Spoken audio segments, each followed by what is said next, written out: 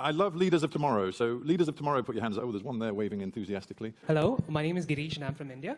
Well, since we are talking a lot about diversity in Singapore, I was just thinking that India had largely a very similar time span, and if you look at the diversity, it had a very similar endowment in terms of diversity in belief systems, diversity in populations, and in some ways, similar colonial past. So given the same, India, however, has chosen to take a different route and a different approach to things.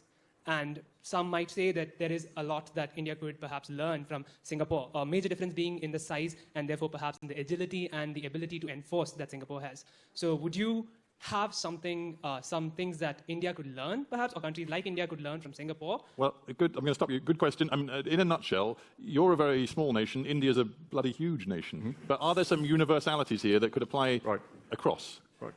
Got to answer that just at one by itself? Yeah, go on. Okay, go on. well, maybe a fairer comparison is to look at India compared to other large, complex societies, and China is a good example. India has the great advantage of a democracy, which ultimately I think is the most sustainable political system that we know of. But it doesn't have the advantage of accountability of elected representatives.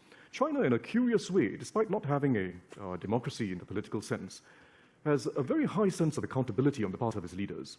That isn't so for all authoritarian regimes, but it is so for China. And they have created a culture of accountability. I think India can create a culture. I'm slightly baffled.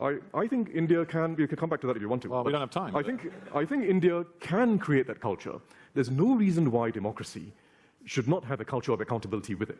It just means that middle-class voters especially have to hold people accountable for what they promised and to see if they deliver. And it can be done. All right, well, we're going to talk more about China and accountability over coffee, but we can't do it now. Yes, sir. Thank you. Mr. Prime Minister, I'm The name.